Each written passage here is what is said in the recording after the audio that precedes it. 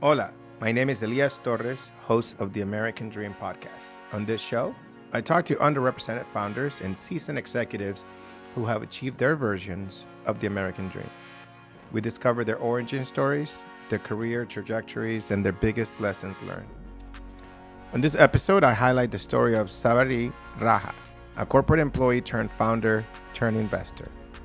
Sabari immigrated to the United States from India by herself to earn a master's degree in computer science, a physical representation of the resiliency she has shown from a young age. You'll hear about many of the defining moments of resiliency throughout Sabari's career in this episode, so let's get into it. Sabari, welcome to the show. Thank you, Elias. Appreciate you having me. I'm a big fan of your podcast. Tell me your story. Tell me where young Sabari started. I grew up in rural South India on a coconut farm. My parents still live there, so I enjoy going there once a year at least.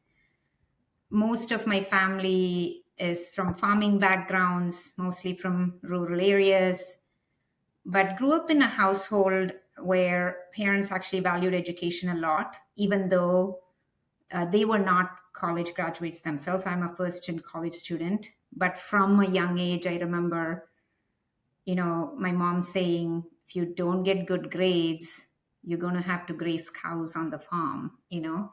Now, like, after, at this age, I'm like, that sounds like a peaceful type of work, so it was always sort of embedded in us. Me and my younger sister were two kids, that it was education is really going to be a bridge to achieve your dream, so don't take it for granted when given the opportunity. So that's my background. From there, I ended up actually going to engineering school undergrad in India, and from there, really at that time, a lot of conversations about, some of my friends were wanting to come here to the US to do their masters. I thought, why not? I want to see the world. Never left my hometown, never been on a plane before. My first plane ride was actually to come to the US. So I came here to do my master's in computer science. Then, the rest is history. Ended up in corporate America. And Well, hold on, there's a lot. There's a lot here to unpack. yes, It's a long story, and you're making it too fast. it is a long story. We have a whole hour. We just started. We're like 2 minutes in. Yeah, Um, yeah. Coconuts. I love coconuts. Um, did you ever climb a tree? No, no. I mean, we were not allowed to climb trees. You So my parents you climbed the tree. no, I should try. I've always admired the people who climb trees. It's an art. It's I don't know if you, yeah. they wear that rope around their ankles and climb like the tallest tree. I'm like, it would not work in America where there's so much focus on public health and safety, but they did it over there. It's interesting. No, actually, I say I grew up on the farm, but at the age of 5, ended up going to boarding school, me and my sister, because I mentioned before, my parents really wanted us to get a good education. There were really not many good schools close by. So ended up, it's very common in my family. It's like everybody ends up going to boarding school. So at the age of 5, I was sent to boarding school. And so literally only came home during the holidays, and we were a bit spoiled during the holidays when we came home. That's So, nice. That's yeah. nice. Fancy, fancy. Um, it's that was you know how do you think that in what ways did boarding school shape you? I think that was very crucial to who I am today, because I remember first day when my parents left me behind in boarding school. There were so many crying children around me. I was sort of shell shocked and the only one that wasn't crying. I remember till date the teacher pulling me up aside and making me stand on the desk and say, "Look at her. She's so strong. You should be like her. Don't cry." I was literally like so shocked I couldn't get a tear out of me, you know. So a lot of things like to be independent. So you were faking it till you make it. Is that what you're saying? I didn't know what that meant, but that's probably what it was, you know. So it really taught me independence, to be resilient. Um, you know, I was like 4 or 5 when I went to boarding school, but like at the age 6, you're taking leadership roles because you're in first grade now. You're working with the kinder kids. You're helping them shower, fold their clothes. So you kind of learn to take ownership, make decisions, you know, get on with life without complaining. You know, the food is not like the tastiest. You just put what you eat. I mean, what's you kind of eat whatever's put in front of you. You don't complain. You just go through life and learn to just get on with it, right? So It sounds like I went to boarding school because I just ate what my mom put in front of me. I couldn't. well, I wish I could say that about my kids. They're a little more pickier than when I was. Yeah. No, I'm saying I grew up that way. It's like I just Yeah, yeah. what was put in front of me. Good for your mom. I should have taken some tips from her, you know. Yeah, it was like I try to do it to a certain extent with mine, but it seems like your boarding school is not like the boarding schools that I'm imagining here in Massachusetts. No, no. I mean, we still went. No, we still went to good boarding schools, but like it was a lot more, um, authoritarian. Is that a word? I mean, I don't know if I can use that word, but it was a lot more like very military style, right? Like you Right. have to walk in a line, you can't move your arms, you have to wear uniforms, you have to. So it's very much high discipline, Yeah, and yeah, so but it good also good doesn't schools, seem but like- very disciplined. but Yeah. it also doesn't sound like it was super fancy either. I mean, it was actually good. I mean, it was actually good private schools. But But I'm saying, but comparing, like for example, like here, if I show you a picture of Phillips Academy, right? yeah, Um, it's the most immaculate campuses, amazing yeah, kitchens, amazing residences, right? yeah. Like the facilities are like the schools here, the private schools are like squash courts, Oh yeah, no, no. courts. It's This, I mean, like there is nobody's helping any other kid. You know what I mean? yeah, no, no, no. It's not like the fancy private schools because in India, um, a lot of the middle class go to private schools. So that's the difference. These are good schools, but it's not like the where the top 1% go. So it's sort of a Yeah, middle class kind of private school. yeah, So no, I agree, I agree. That's what I meant. yeah, But it was boarding though, so it was boarding. Yes. so you lived there and you have. Um, so what do you think? You think you were resilient, or you think people telling you were resilient, you became resilient? Give me the answer to life. I think a bit of both, right? I immediately had to figure out how to survive in this world and had to quickly be strong. That was my takeaway. And I saw kids crying who got like even more sort of reprimanded by teachers. And I said, I don't want that. So I might as well figure out how to be strong, right? So and then it's a cyclical thing. Like you're strong, and then more people tell you you need to be a leader now because you can help other kids. It gives you the confidence. it's Yeah, it's kind of all interconnected. it's all interconnected. But like I've always loved leadership. I think if you tell someone you're going to be a leader, some people say, I don't want to. I don't Yeah, want to do that. Right? yeah, Just some people like especially all those exercises you do in events and corporate and whatever. Some yeah, people like, you group a whole bunch of people and it's like right, some people sit back and say, "Tell me what my job is and I'll do it." And yeah, some people are like, "No, I want to tell you what to do." yeah, It's yeah. obviously we know which one you are, right? So you're very intuitive. What can I say, But it's I love that too, right? I Yeah, always delighted when people told me you're in charge. Even though everybody says I'm a kind of like a clown, and some people say I'm immature. To this day, like I'm 49, right, and it's still like I'm immature. So I'm like, okay. Yeah. Uh, Hey, whatever, it's worked for you, so exactly. The problem is that I figure it out because it has worked so well for me. yeah, I'm even more of a clown now. So correct. it's Interesting. I wouldn't have guessed. oh wait, yeah. It's so but that's extremely. I mean, I think that to me is like the most important, the core, right? Of Yeah. I like what you said. Like people think that that confidence built like overnight. No, Yes. it takes all these experiences little by little, and you get Little. Yeah. more and more confident, more and more confident.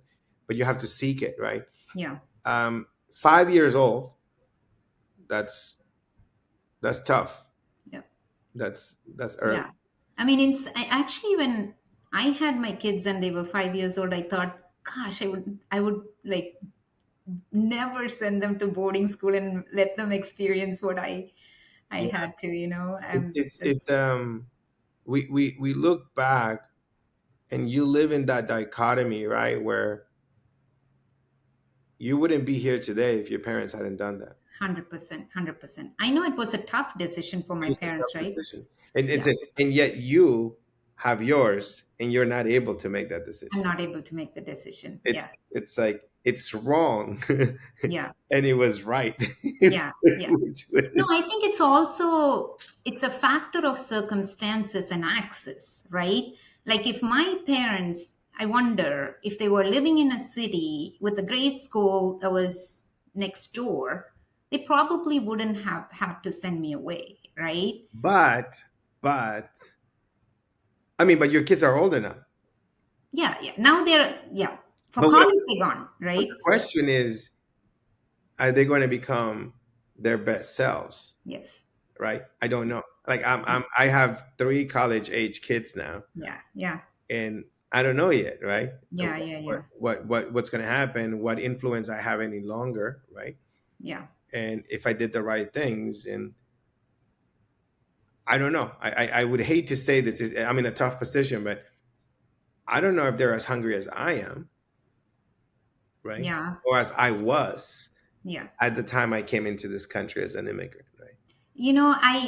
I hear this from a lot of my immigrant friends, right? I challenge you a bit because our kids' stories are slightly different, right? I don't know whether their kids are going to be hungry enough, right? but for our kids, I feel like they've grown up listening to our story. They've seen the small decisions we make every day, how we spend money, how we teach them certain values, and I feel like they've learned some of that from watching us, right? Yeah, yeah. Your concern would be very much valid, more so for their children than our kids. I feel, I think it takes a generation for some of those values to completely change. I won't say erode, but change. Yeah, So yeah. No, I think yeah. Times I think that the key thing you said is circumstances, right? yeah, And no, I love yeah, I'm team immigrant all day. Like yeah. Me too. Me too. even against my kids. It's like Yeah. No, no. 100%. you 100%. I can't, think it's what shapes them and us mainly. So maybe I'll kick them out of the house and send them to another. you're so funny. I will do it. I'll do it. I'll Yeah. send them to a coconut farm. Yeah. Yeah. They have to. They have to. Yeah. Yeah. So you study a degree in computer science. I'm sure that was easy. Lots of women in the school. What school did you go to? My undergrad was in electrical engineering back in India. Very few girls. We were like a class of 40 with five girls. And then when I came here to do my master's in computer science, I went to Louisiana State University. Um, Honestly, I had no idea where I was applying or going. I just picked a few schools from the Peterson's Guide and literally no idea. I mean, nobody from my family has gone anywhere, left town, right? Yeah, yeah, So you're like I'm going to the United States. You know. yeah, the fact that my parents even let me, go through with this is still, I'm puzzled. But yeah, so when I went to LSU, I switched to doing computer science because that's where it felt like a lot of the job opportunities were. So I was doing some programming on the side, so I really enjoyed that. Ended up switching my major midway through year one. And yeah, it wasn't easy. And the same thing, I remember going to a Microsoft conference at that time, and an interviewer came up to me and said, I want to ask you a few questions. There are just a handful of women in the room. And I was like, yeah. So yeah, it's changed quite a bit now, but yeah, and Mm, not as much, but it's somewhat. better. It's better. It's better. Yeah. But it's still very difficult. What you've accomplished is extremely impressive. And did you come by yourself, right? Yeah.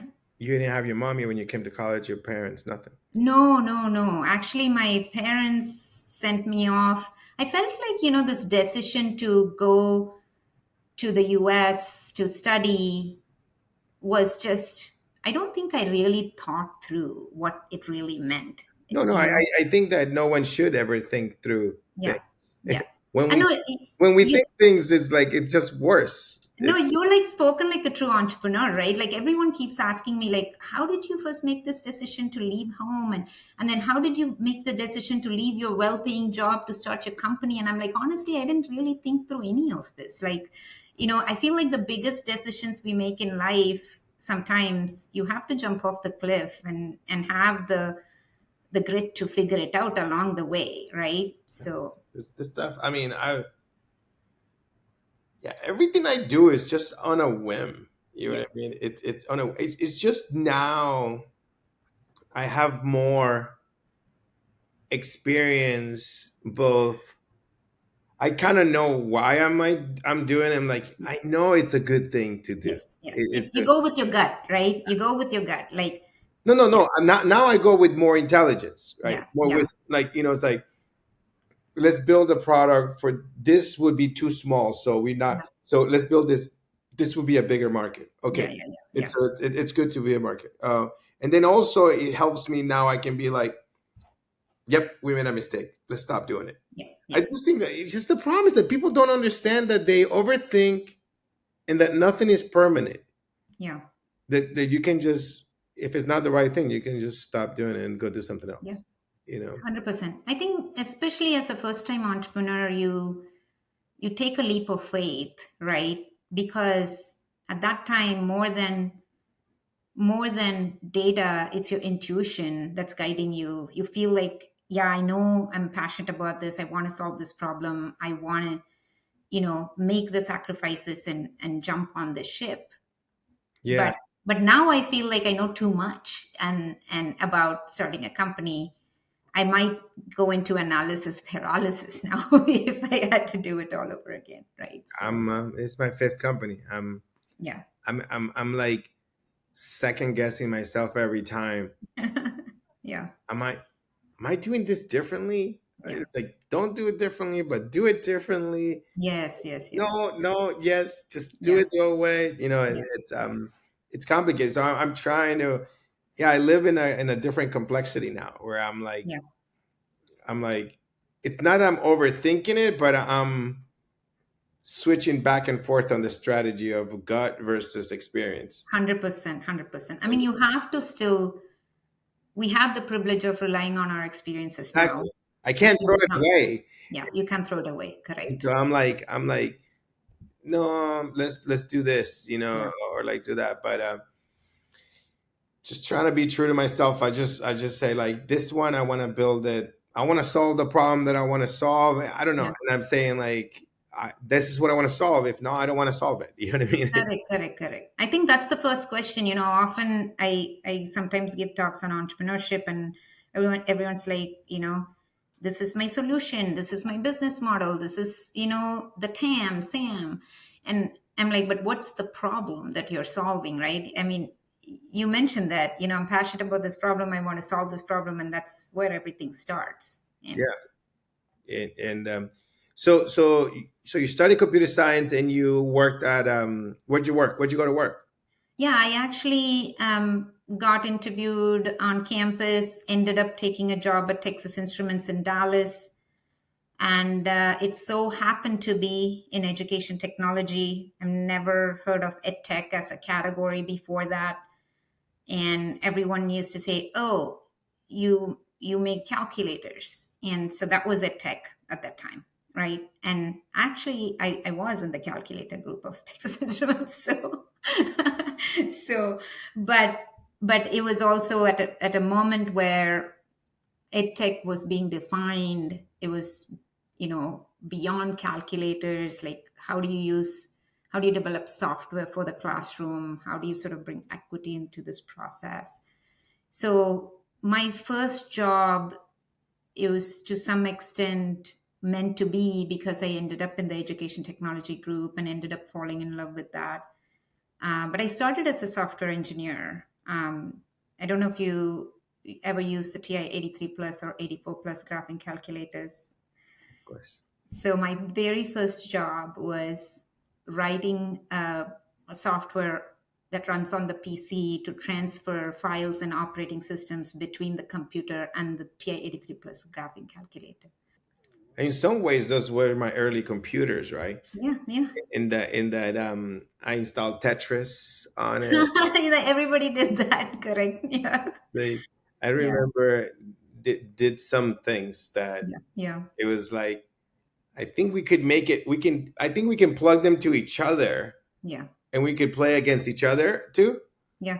And No, so, I think, yeah, it was, I didn't know how that happened or how that worked. I was yeah, not at that level, right? right, But I just remember being. That's probably, yeah. I mean, like to have that calculator was a dream. It was just yeah, to watch that line generate. It was yeah, yeah, like yeah, yeah, yeah, it was magical.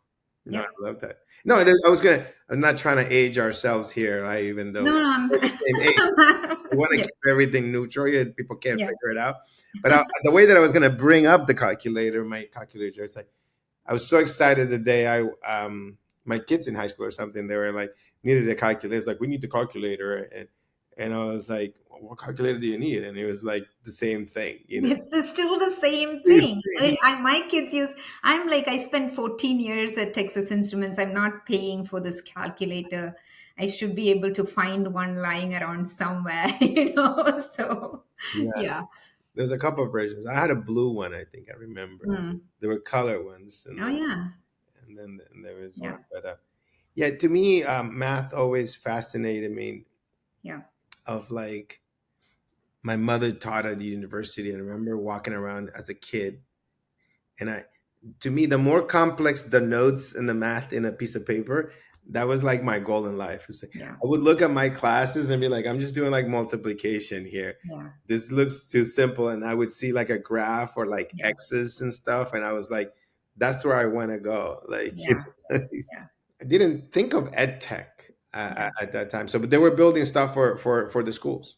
Yeah, they were building stuff for the schools beyond calculators, in not just for math but for science. So there's a lot of focus on STEM. So because of that, I started as a programmer, but in a few years, I felt like I wanted to get out there into classrooms to learn about how teachers and students were using these products. So TI is very good at sort of giving you opportunities to move around and try different things, which really was a game changer for me, to have that flexibility. So I ended up moving into like a product management and a business development role, which took me more into visiting classrooms around the country.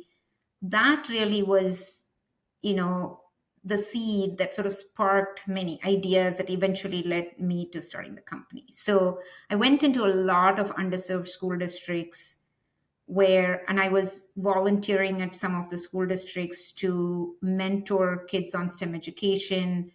I was involved in a lot of community discussions around what is the role of industry in education, where industry leaders, school district leaders, Yeah. government leaders were all coming together.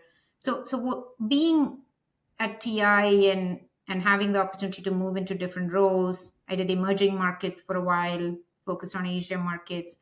All of this sort of gave me the opportunity to connect my background and lived experience and have this unique sort of background on how technology can really change the way kids learn, going into many of these schools that are with underserved school districts across the country. It just gave me sort of a unique perspective where everything connected, and I could see the opportunity gaps very clearly, right? Yeah. Yeah. I mean, at my at my age with my midlife crisis and stuff like that, I just always I'm starting to just ask myself all these existential questions or how things work. But you're like grew up in a farm in rural India. You say I want to travel the world. You end up at a university in the middle of nowhere. Yeah. Then you get a job at Texas Instruments. I just love those college career people. You know that I Yeah. mean, what? And they just put you on this path, and I see how everything is just connected. Yes. It's like it's so simple, right? You just went, you say yes to the job at Texas Instrument, Yes. answer the questions to the man, you did Yeah. not make it, no overthink it, took the job, Yeah. learn about EdTech, and you care about people in underserved areas, you know? It's so great. Yet so many people are like, what do I do with my life? Yeah. You know what? It's just like, why is it so complicated when it can be so simple? Yeah. Yeah. And then I think you made even a comment like I about like why did I ever leave this farm? Now I go back and I'm like, this is such a peaceful life, right? But yeah. It's like I it happened to me too. I went to Nicaragua and I was like, I'm leaving this country. Like, I'm gonna be poor here. I love the United States Yeah. because I Yeah. went and then I was like, and I want everything. And everything is like, do I make more money than I made last year? Yeah. And this and I don't Yeah. have a car and I don't have a vacation home and I have this and I have that. Yes. And then I went to Nicaragua after 31 years, Yes. and I'm like eating like a corn in the street. I'm eating like a yuca and pork and Yeah. cabbage on banana leaves and the Yeah. beach and like, and I'm just as happy as I could be, Yeah. like Yeah. in tears, like this is everything. We don't need any. This is organic, you know. This Yeah, yeah, yeah. Every time I go to Costco to buy, a carton of coconut water, I'm like, why am I paying for this, right? so, so it's always funny, is the perfect one of the perfect drinks you could take, you know. 100%. Yeah, yeah. It's so it's like yeah, what are we doing here? Let's just quit all this stuff. I mean, why bother? You sound like a person who's made it in the American dream. I have one more thing to unlock, and but the more I see around me, the more depressing I am. Of like this is less meaningful than other things. Like I'm in conversations to build a school in Nicaragua right now. Oh, You know, wow. that's like Amazing. more interesting. You know what I Oh, mean? 100%. Yeah. Than Yeah. like it's just like No, I mean you're in the phase of a life where you want to give back, So absolutely. yeah, So you did so, but you're a founder. yeah, You're an engineer. You can code. Fantastic. You can spend all day long coding at the office with the team, getting better, learning, scaling. But if you're not talking to the customers, yeah, you're never going to evolve from that position. yeah, It's yeah. like we think that, especially with AI, you should do something more than just code. And Yeah, yeah. And I mean, I honestly, it's been many, many years since I wrote a single line of code, even though that was where I started my career, right? Mhm. Um, for me, I was a good programmer. I didn't feel like I was a great one, meaning like I wasn't in love with being a programmer, right? So I was good enough. But where really my passion sparked and interest was when I started talking to people, understanding what they wanted, what problems can we solve. So i just I didn't start off with a lot of confidence, even though I told you the story of like faked it at 5 to be strong. Um, but it's the journey of like I was a programmer for 5 years, and then like I mentioned before, like I ended up moving into more customer facing roles, and then ended up doing some emerging market work. So what my lesson learned from that is I still have friends who I worked with who are still programmers. They're happy with that job, right? I knew right away that I wanted more, right? So, and I knew like I had to get over my inhibitions and fears. Like I remember sitting in meeting rooms having this amazing idea but couldn't work up the courage to speak up because it was a different world, it was a different environment. I felt I had imposter syndrome. I just couldn't bring myself to be confident in those settings, and I knew I had to get past my inhibitions to really pursue. It was always this conflict between my ambitions and the lack of confidence, and which Yeah. one's going to win, right? So I remember I had a couple of people who were very good mentors for me at the time. I actually sought out mentorship, got got that feedback, and said, what do I need to do to get over this fear? Right. So I first of all, I think it was I know the answer. yes, Just do it. just do it. Just do it and do it all over again, again and again until that's beaten out of you, right? So Yeah. so yeah. No, that's exactly it. I think I feel like first is self-awareness, knowing where your fears and gaps are. You can either I felt like you can either let that fear sort of completely, debilitate you to a point where you can't progress, or you can get, go head on with it and try to get Yeah. over it. Yep. So that's really the path I chose, and not so much intentionally in so many nice words, but it was just like I had this thing inside of me intrinsically where I felt like I needed to do more, and I can't do that if I don't get over these Yeah. things. The yeah, you raised it's like how do we help people, right? And Yeah. and the thing is that we can't help people Yep. unless they want to be helped. Yes. And if they want to 100%. be helped, that means they have to be self-aware, Yes. right? And so because no matter what we say to somebody, I'm right a lot. I know people. I've been through stuff, but they look at me and they're like, "I don't know what you're talking about. Yeah. That's not who I am. That's not what Yeah. I'm doing. That's not what's Yeah. happening to me." Yeah. And so it's like um, people tell people stuff about how they feel, and the mentor might be afraid of telling the truth. Yeah. And if they did, that person's still not going to hear it, right? Yeah. Yeah. So Yeah. You have to want it badly. That's the number one step, right? that's the thing. Is like, I mean, I think part of the reason with this podcast is to help people achieve their American dream, Yeah. right? Yeah. But they're not going to. Most people don't. Yeah. It starts from this moment. Are Yeah. you able to see what you're doing wrong, or that fear is debilitating you, right? Right. Right. Right. So, but you see, you just saw those things, right? And Yeah. Yeah. Yeah. somebody And told you, you're like, okay, yeah. And I think you asked me a question. I sort of digressed in different directions. I apologize. But I think the founder thing, really was like I was 14 years in the workplace. I had two little kids. It's not your, hey, I came out of college and started a company story, right? So there was a certain lifestyle, there's a certain, it was harder to make the decision at the time. do we But live the same exact lives? did you have this? Did you have, I was 10 years at IBM. yeah, yeah, I I had saw three that. kids in diapers when I Oh, started wow. Oh, startup. wow.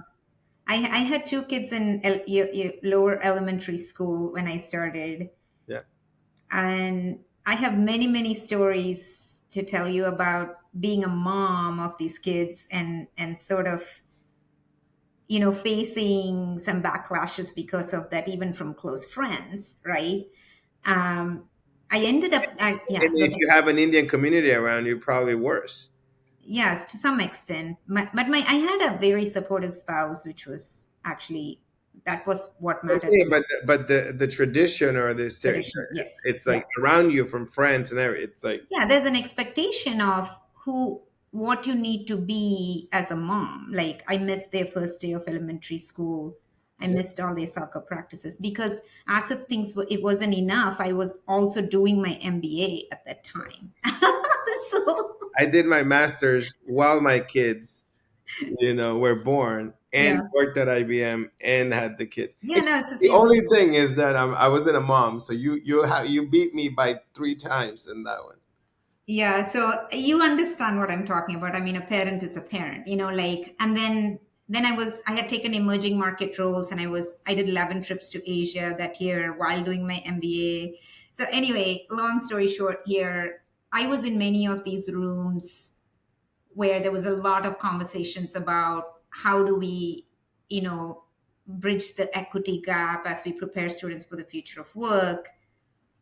And like I was saying before, I had this sort of unique perspective, my own lived experience of being a first gen college student, not having access to social capital, having to figure out things on your own. And then I was quite surprised going into a lot of the classrooms in the United States that even like ocean support, it was still a problem, like for many kids. And so my lived experience sort of shaped that perspective. And having the technology background, working for a large tech company, it was like the perfect, all the stars aligned. And when I was in these rooms, that's when that idea clicked of, technology is really not connecting industry and education in meaningful ways. So the same, I was in an event where there was a lot of discussions around that. And then the same night I drove to my friend's house, who then became the co-founder and CTO. We're throwing stickies on the wall, and I Googled how to type a resignation letter and handed it in the next morning and had no idea what I was doing. Right. So, You're so impressive. You know what I mean? I think I was good at saying yes, and I kind of just followed the right people. yeah. But you quit. Yeah, I mean, I guess I quit too, but you were the founder, right? Yes, yes, yes. I joined a friend, David Cancel, where Okay. he made me comfortable to be his CTO. That makes sense. That makes sense. So I know how much harder it is to be. I'm starting this. You know what I mean? Yeah, no, 100%. And I think it's also, like I said, the stage of life, right? Like where you're a comfortable two income earning family, you have a mortgage, you have a certain lifestyle. Like, I don't No, know but when I'm, lifestyle was crap. So it was like barely could go out, cannot afford anything, paycheck to paycheck, small house, far away from Boston. yeah. So that was Yeah. my context of my life. Yeah, yeah. I mean, I had, two tech jobs in Dallas. It's still, I don't think I ever thought through, what if everything fails, right? I think there was in the behind it in the back of my head, I had this understanding, like I'm giving myself 2 years. If things don't work out, I just go find a job. I just oversimplified this. So But that was exactly how it's going to happen. yeah, yeah, exactly. If you didn't. And then what was there? What did you have? What there was an exit? Did you fail? Did it work? Did it not work? What happened? No, my the first year I tried to start a company with this was not the company I was just explaining, but I had an idea. I was trying to get it off the ground. That didn't work, but that was a whole year of learning what not to do. But then this company, Nepris, that I founded with my friend I just told you about, started in 2014. It was the following year. I told myself, I gave myself 2 years. I've really only, gone through 1 year of not making this work. At that time, I really was like, oh my God, like I failed. But when I look back, those valuable lessons, if you had sat in front of me and explained to me what not to do, it wouldn't have sank in as deeply as it did. I had to go through it myself Yeah. and learn the lessons the hard way, and so I can do it, at least start off on the right foot the second time around. I mean, maybe it's the immigrant thing. We're sucker for validation and for the imposter from learning the lessons. It's like Yes. it's like there were moments where drift could have been worth $0, Yeah. Yeah. and I would say to myself, I lost so much money by leaving HubSpot, Yeah. but having spent 8 years working my ass off at Yeah. drift and end up with $0, I still said to myself I would have been happier nonetheless.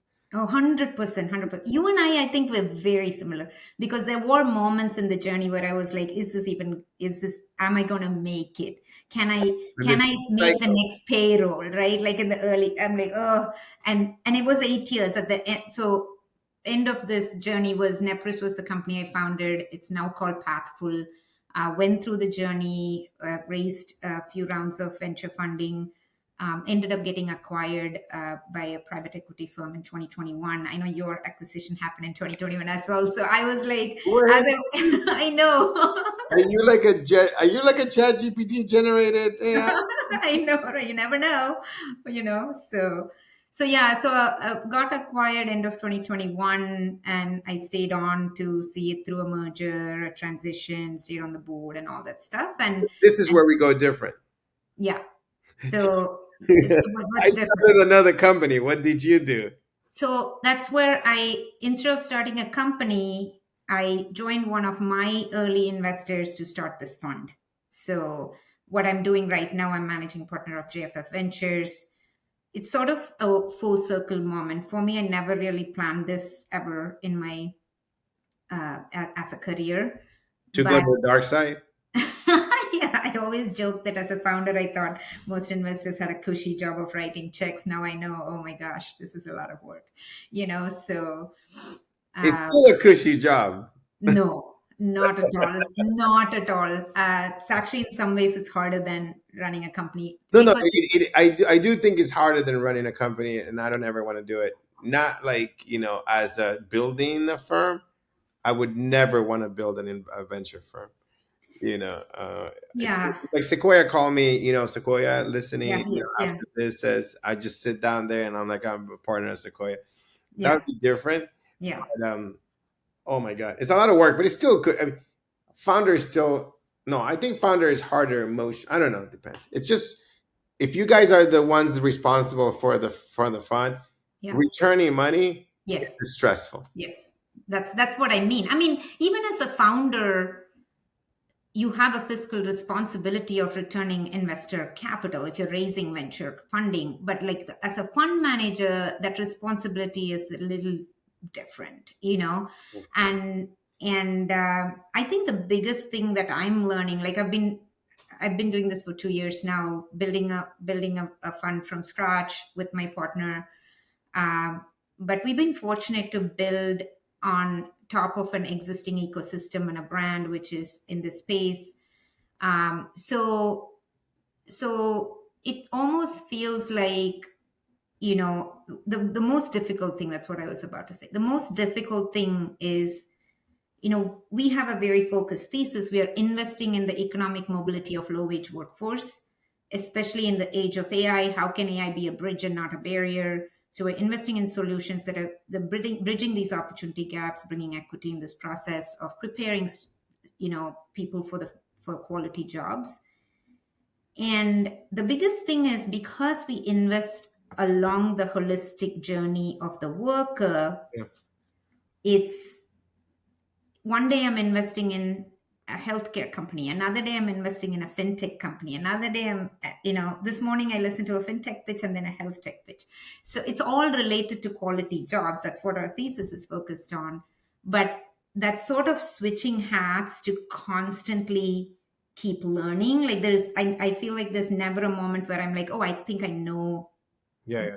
most of it. Like building a company was, you know, doing a lot of different things about one thing, but building a fund is like a lot of different things about a lot of different things Yeah, every no, I single. agree. Yeah, exactly. I just still prefer like coupling learning with with like an outcome, right? With in the outcomes in the investment side, you have to wait 10 years.